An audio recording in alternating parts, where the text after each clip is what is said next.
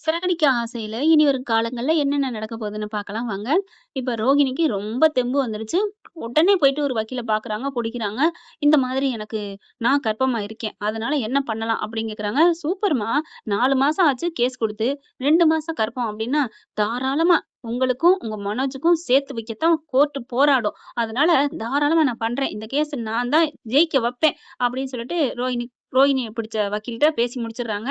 அடுத்து வக்கீல் நோட்டீஸ விடுறாங்க. இந்த மாரி கோர்ட்லருந்தே போகுதுங்க. 6 மாசம் தள்ளி வச்சாங்க இல்லையா? அதெல்லாம் முன்னாடியே கொண்டாந்துர்றாங்க. ஏன்னா குழந்தை வருது. 6 மாசம் வரைக்கும்லாம் தாக்கு பிடிக்காது அப்படிங்கிறதுனால, இங்க வாங்கி பார்க்குறாங்க. விஜயாவுக்கு ஆடி போகுது. இந்த பாத்தியா? குடுத்துட்டா கம்ப்ளைண்ட்ட. மனோஜ் என்னடா பண்ணி வச்ச? அம்மா எனக்கும் அந்த பிள்ளைக்கும் எந்த சம்மந்தம் இல்லன்னு நான் தான் சொல்ட்டனே. முத்து, ஸ்ருதி, மீனா எல்லாரும் வராங்க. இங்க பார்றா! நீ ஏதாவது பொய்யு கிய்யு பண்ணேன்னா சொல்லிரு. ஏன்னா, கண்டிப்பா டிஎன்ஏ டெஸ்ட் எடுத்தா நீ மாட்டிக்குவடா. அதெல்லாம் மாட்டிக்க மாட்டேன். ஏன்? அதான் என் புள்ள இல்ல. விஜயா பாக்குது. என் புள்ள நல்லவன். அவன் சொல்றது உண்மதான். என் புள்ள அப்படிலாம் பண்ணல அப்படின்னு மனோஜுக்காண்டி பேசுது. இங்க ரோகிணியும் கோர்ட்டுக்கு ரெடியாயி கிளம்பி வராங்க. அவங்க அம்மா, புள்ள எல்லாரும் வராங்க. கிறிஷ் இருந்துட்டு, "அம்மா என்னம்மா சொல்லப் போற?" "இல்லடா, நான் மனோஜ் டாடியோட வாழ்றேன்னு சொல்லப் போறேன்டா." "ஏம்மா இப்படிலாம் சொல்றீங்க? அதான் வேணான்னு சொன்னீங்கல்ல." "இல்லடா, இப்ப வயித்துல உனக்கு தம்பி பாப்பாவோ, தங்கச்சி பாப்பாவோ ஒண்ணு வருது. அதுக்கு அப்பா மனோஜ் தான்." அப்படிங்கையில, "மனோஜா? அது எப்படி? எனக்கு அவர் அப்பா இல்லைங்கிறாரு. அந்த பிள்ளைக்கு மட்டும் அவர் எப்படி அப்பான்னு ஒத்துக்குவாரு? ஐயோ! இந்த குழந்தைக்கு அவர் அப்பான்னு ஒத்துக்கிட்டா உன்னையும் ஏத்துக்குவாருடா. உனக்கும் அவர் தான் அப்பான்னு ஒத்துக்குவாரு. இல்லம்மா, அது வேணாம்மா. நீங்க தான் முடிவு பண்ணீங்கல்ல. எனக்கு இது பிடிக்கலம்மா. நான் சொல்றத கேளும்மா. நம்ம மட்டும் நல்லபடியா இருக்கலாம்மா. அவங்க வீடே எனக்கு வேணாம். அந்த பாட்டிய பார்த்தாலே எனக்கு பயமா இருக்கும்மா." "டேய் சும்மா இருடா. அந்த பாட்டி இல்லாம நம்ம டாடிய மட்டும் கூட்டு வந்துருவோம். எனக்கும் அவர புடிக்கவே இல்லம்மா. முத்து அங்கிள் எவ்வளோ நல்லவங்களா இருக்காங்க. எனக்கு மனோஜ் டாடிய பார்த்தாலே புடிக்கல. அவரு என்ன கண்டாலே எரிஞ்சு விழுகுறாரு. வேணாம்மா, நீ, நான், பாட்டி 3 பேர் இருப்போம்னு இந்த பையன் எவ்வளோ சொல்றான். சும்மா வாடா" அப்படின்னு சொல்ல, "என்னம்மா கோவிக்கிறீங்க? ஐயோ! கிருஷு வா" அப்படின்னு சொல்லிட்டு ஆட்டோல ஏறி போறாங்க. ஆட்டோலருந்து இறங்குறாங்க. இறங்கிட்டு வர்றாங்க.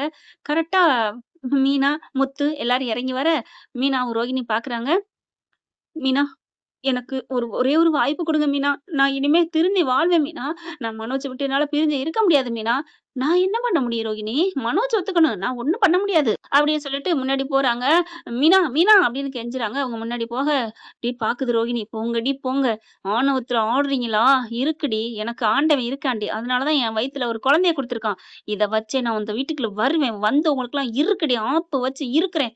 அப்போ இந்த ஜென்மம் திருந்தாத ஜென்மம் தான் ரோகிணி. வந்துகிட்டு இருக்கையில அங்கேருந்து வண்டி ஒண்ணு வருதுங்க. வேகமா வர, கிருஷ் மேல மோதப்போது, "டேய் கிருஷு!" அப்படின்னு சொல்லிட்டு ஓடி போய் புடிக்கிறக்கு அப்படி தூக்கிர்றாங்க. ஒரு நூல் இழையில புள்ளைய காப்பாத்திர்றாங்க. கிருஷ்ஷ காப்பாத்திர்றாங்க. ஆனா அவங்க குழந்தை வயித்துல இருக்கறத இழந்துர்றாங்க. ஆமாங்க. அப்படியே தூக்கிட்டு போய் விழுகுறாங்க இல்லையா? வயிறு நல்லா அடிபட்டுருது அங்க இருக்க கல்லுல. ஐயோ! அம்மா! அம்மான்னு கத்துறாங்க. மீனா, முத்து ஓடி வராங்க. எல்லாருமே வராங்க. "என்னாச்சு? என்னாச்சு?" அப்படிங்கிறாங்க. "அம்மா வலிக்குதே, வலிக்குதேன்னு" உயிர் போக துடிக்கிறாங்க. இப்ப அவங்க அம்மாவும் இருக்க, மீனா, முத்து பாக்குறாங்க. "சரி ஆட்டோ புடிச்சு ஏறுங்க" அப்படிங்கல, "வேணாம் என் காருக்கு வாங்க" அப்படின்னு முத்து கூப்பிடுறாருங்க. ஆனா அவங்க அம்மா இருந்துட்டு, "இல்ல தம்பி நாங்க ஆட்டோலயே போய்க்கிறோம்" அப்படின்னு சொல்லிட்டு ஆட்டோல ஏத்துறாங்க. அந்த பிள்ளை துடி துடின்னு துடிக்குது. மீனா என்ன பண்ணுது, "ஏங்க நான் போகவா?" "இல்ல மீனா, நமக்கு கேஸ் இருக்குது வா. அவங்க அம்மா இருக்காங்கல்ல பார்த்துக்கோங்க." "அங்கிள் எங்க அம்மா பாவம் அங்கிள்" அப்படிங்கிறாங்க. என் கேஸ் எப்ப போகுதுன்னு தெரியலையே. "சரி வா நம்ம 2 பேரும் போயிட்டு வருவோம்" அப்படின்னு ரோகிணிய தான் கார்ல ஏத்துக்கிறாங்க. ஆட்டோ வேணான்ட்டு பக்கத்திலேயே இருக்கிற ஆஸ்பத்திரிக்கு போறாங்க. போயிட்டு செக்கப் பண்ணா கரெக்ட்டு. அவ்வளோதான். கிருஷ் மட்டும் தான் உங்களுக்கு ஒரு புள்ள அப்படிங்கிற மாரி டாக்டர் அது கலஞ்சிருச்சு அப்படிங்கிறாங்க. அப்படியே தூக்கி வாரி போடுது. "என்ன சொல்றீங்க? எனக்கு புள்ள தானே எனக்கு ஆதாரமா இருந்துச்சு" அப்படின்னு சொல்ல, என்னம்மா நாங்க சொல்றத சொல்லிட்டோம். இப்ப என்ன பண்றதுன்னு புரியல. சரி நீங்க எப்ப வேணா கிளம்புங்க. எனக்கு கோர்ட்ல கேஸ் இருக்கு. நாங்க கிளம்புறோம் அப்படின்னு முத்து, மீனா சொல்ல, ரோஹிணி வந்துட்டு, "மீனா, முத்து ப்ளீஸ் என்ன வாழ வைங்க. இந்த குழந்தை இருக்கிறத வச்சு தான் நான் ஏதாவது பண்ணணும். அதனால" "என்ன ஏதாவது பண்ணணுமா? அதெல்லாம் நாங்க ஒண்ணும் பண்ண முடியாது." "ஏம்மா பொய் சொல்றியா? நீ தான் பொய் சொல்றேன்னா, நாங்களும் சொல்லணுமா?" "ஐயோ! உங்கள பொய் சொல்லல. அப்புறம் நான் கர்ப்பவதில நீங்க இந்த இது சொல்லாம இருந்தா போதும். எதுவுமே சொல்லாம இருந்தா, நான் ஒண்ணும் சொல்லல" அப்படிங்கிறாங்க.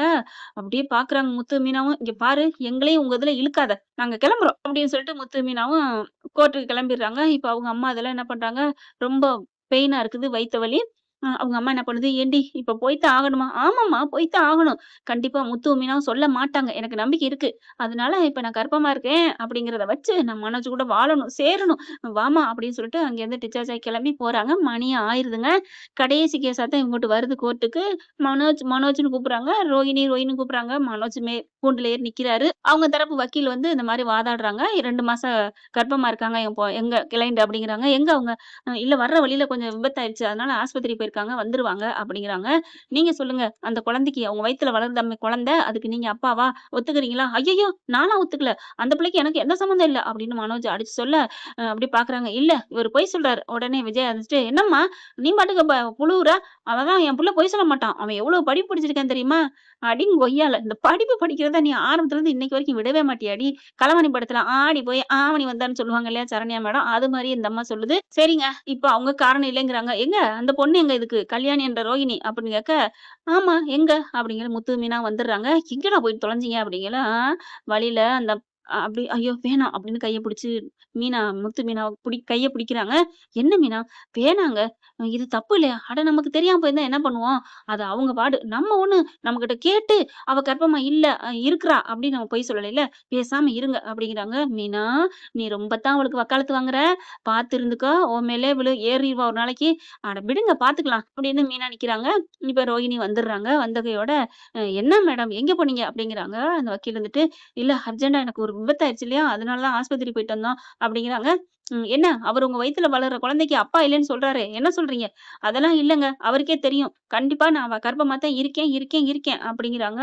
இப்படி பார்க்குறாங்களா? என்ன சொல்றீங்க? ஆமாங்க 2 மாசம். ஆனா டைவர்ஸ் கேட்டு 4 மாசம். இவர் 4 மாசத்துக்கு அப்புறமும் என் மேல உள்ள ஆசையிலயும், என்ன பிடிச்சிருக்கனாலயும் என் கூட வந்து உறவு வச்சுக்கிட்டாரு. அதனால தான் அவருக்கும் எங்களுக்கும் டைவர்ஸ் குடுக்காதீங்கன்னு நான் கெஞ்சி கேட்கிறேன். அவங்க அம்மானால தான் வேணாங்கிறாரு. கேட்டு பாருங்க. என்ன மனோஜ் அப்படியா? ஆமா. இல்ல. அட பாவி! உண்மையிலே இல்லன்னா பட்டுன்னு இல்லன்னு சொல்லியிருக்கணும். ஆமான்னு சொல்லிட்டு கடைசில இல்லன்னு சொல்லாம, அப்படியே பார்க்குறாங்க எல்லாரும். இப்ப இது உண்மையா பொய்யாங்கிறத என்ன சொல்றது? சரி டிஎன்ஏ டெஸ்ட் எடுத்துருவோம் அப்படிங்கிறாங்க. ரோஹிணிக்கு தூக்கி வாரி போடுது. அங்கே உள்ளுக்கு புள்ள இருந்தாவுல்ல, புள்ளையே இல்லையா? ஐய்யய்யோ! டிஎன்ஏ டெஸ்ட் எடுக்கிறதா? என்ன பண்றது? சரி அப்புறமா பார்த்துக்கலாம்.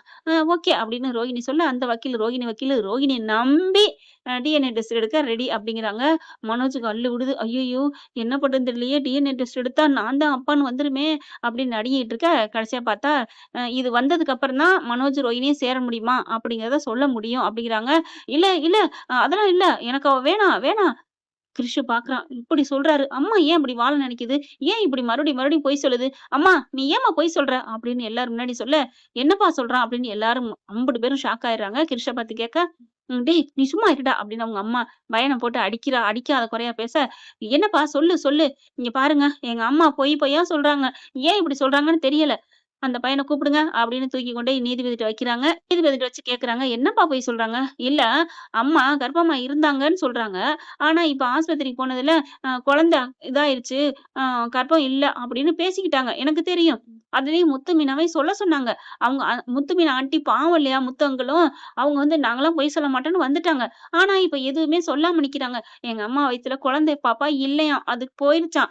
அவங்க இப்பதான் கொஞ்ச நேரத்துக்கு முன்னாடி சொன்னாங்க. அம்மா ஏன் இன்னும் பொய் சொல்றாங்கன்னே தெரியல. தூக்கி வாரி போடுது எல்லாத்துக்கும். ரோஹிணினால ஒண்ணுமே பண்ண முடியல. திருன்னு முழிக்குது. மனோஜ் பார்க்குறான். அப்போ குழந்தை இல்லையா? அடி பாவி! ஏன்டி இப்படி என் வாழ்க்கையில மண்ணள்ளி போடுற? ஏன்டா குழந்தைய குடுத்துப்புட்டு என்னென்ன பேச்சு! இப்ப ரோகிணிக்கு ஆண்டவன் புள்ள மூலமா ஆப்பு வச்சான்.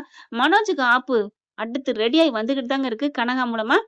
ஓகே ஃப்ரெண்ட் பார்க்கலாம். இப்படிலாம் போனா நல்லா தான் இருக்கும். இந்த பதிவு உங்களுக்கு பிடிச்சிருந்துச்சுன்னா, உங்க பொண்ணான கையால ஒரு லைக்க போட்டு சப்ஸ்கிரைப் பண்ணி ஆதரவு குடுங்க. அன்பு உறவுகளே. Thank you friend. இந்த வீடியோ உங்களுக்கு பிடிச்சிருந்தா தயவு செய்து லைக் பண்ணுங்க. இன்னும் அப்டேட்ஸ்க்காக சேனலை சப்ஸ்கிரைப் பண்ண மறக்காதீங்க. நம்ம கிட்ட இருக்க எல்லா சேனல்ஸோட லேட்டஸ்ட் வீடியோ அப்டேட்ஸ்க்காக மேல ரைட் சைடுல காட்டுற லிங்கை கிளிக் பண்ணி வாட்ஸ்அப் குரூப்ல ஜாயின் பண்ணுங்க. உங்களிடம் விடைபெறுவது நான் உங்கள் மெஹர்.